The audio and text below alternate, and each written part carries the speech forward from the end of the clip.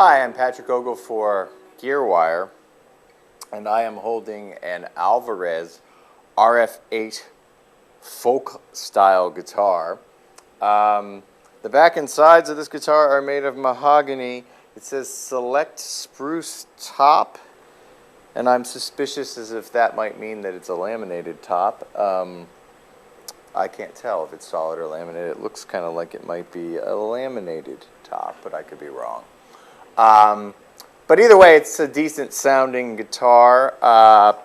It feels kind of small. I guess that's the folk part of it. It's not. It doesn't have a. It doesn't. I actually made a mistake, and when I was looking up information on the guitar, I looked up the wrong guitar, and I was rushing around, and I walk in, and I look over, and my brain told me it was a dreadnought, and I looked at it, and I'm like, wow, it's a strange looking dreadnought. It is, in point of fact, not a dreadnought. They say it's folk style. It looks kind of like an OM, a little bit, not quite. It plays pretty nice. It's very bright. If you compare it to some of the other guitars, obviously bigger bodied ones, we talked about the Washburn D10 SCE Cutaway. It doesn't sound big like that. It doesn't have the deepness of that. Same thing with the D10S. Same thing with a lot of other larger bodied acoustics. But it still sounds nice. It still has it has a high. It's a very high sound, very bright sound.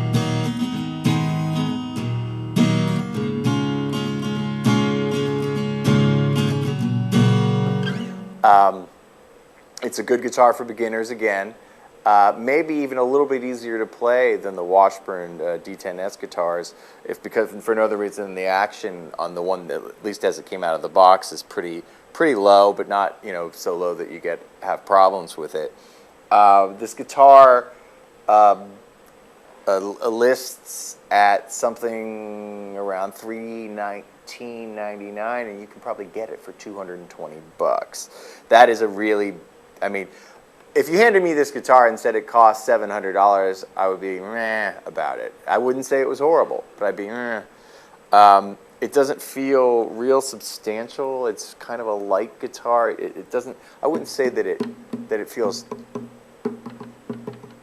This almost has to be a laminated top. I won't swear to it, but and it's kind of hard to look in the hole. That's where you want to look down here and see if its grain goes all the way through, and it's kind of hard to tell on this one. But for $220, it's a pretty good guitar. I wouldn't recommend this guitar for somebody who is real serious, who already has played a lot, an acoustic player, a folk player, unless it's a second guitar or something you're just gonna have around to sit on the back porch with, because it doesn't sound bad. It sounds okay, and it feels pretty good. It's just not real substantial. It's not something like if you play a lot, you don't want to be dragging this guitar around with you. I have a feeling it might be a little bit fragile. Kind of a bare bones thing. It looks like 100 other guitars. I don't know a lot about Alvarez guitars. When I associate them with, I knew there were people who played them who were these jazz guys I knew many, many years ago, and they were all really good. And they had Alvarez guitars, and I just always assumed they were all really expensive because those guys had them. And then it dawned on me later on that even though they were really good players, they didn't have any money. So, I don't know what the range of Alvarez guitars are. I did my research real well on that. But that's not what it's about. It's about this guitar. And I would say that it is something for somebody beginning. And I know a lot of times when I say that, people think I'm like putting the guitar down. Look, it's a $225 guitar. It's not meant for somebody who's going to take it out on the road and play. That's not. You're not going to get this, fantastic, rich, wonderful sounds out of this guitar, but it still sounds pretty good. It's fine for sitting around playing. It's fine for learning on, and that's what it's meant for. That's what this guitar is built for, and it achieves its goal perfectly. Low-cost guitar, as high a quality as the cost will allow. You're rarely going to find fantastic guitars new for $250 or less. You're just not. Forget about that. Get that out of your head. That's from another time period. That's from the Depression. But you know, I mean, for what it is, it's a pretty good buy. Especially, I mean, you know, I always people get mad again when I say kids. It's something that a kid you might get for a kid who's first starting out learning how to play. Again, that's not denigrating the guitar. It's what it's made for. So that, you know, that's in a nutshell is what what you want for the Alvarez RF8. There's another Alvarez that is a bigger body style, like a dreadnought. It's the Alvarez. This is the RF8 for folk. I assume the F stands for, because the other one is RD8, which I'm assuming stands for dreadnought. And the pricing on those are about similar. They're about $20 more than this guitar. And so if you wanted something with a bigger sound, that would be the one to go with, the RD8 as opposed to the RF8.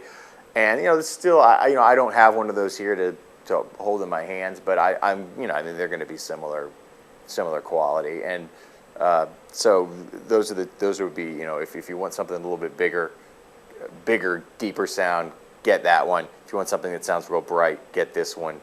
The other one's going to be bigger and heavier, but not, I imagine, substantially so. And as I talked about in the Washburns, when you hold a guitar, it's one of the things that's hard to get at across in a video. But you hold them, and sometimes they feel like sturdy. They have a feel to them. They have something about them that makes you feel confident that if you slips out of your hands and drop it, it's not going to smash into a million pieces. I don't really get that from this guitar. This guitar feels kind of a little bit fragile, and so you probably don't want to be throwing it in the trunk of your car without a case or anything. But generally, it comes with a nice case, so you don't have to worry about that. Take care of your guitar. Don't mistreat your guitar, and your guitar will treat you well.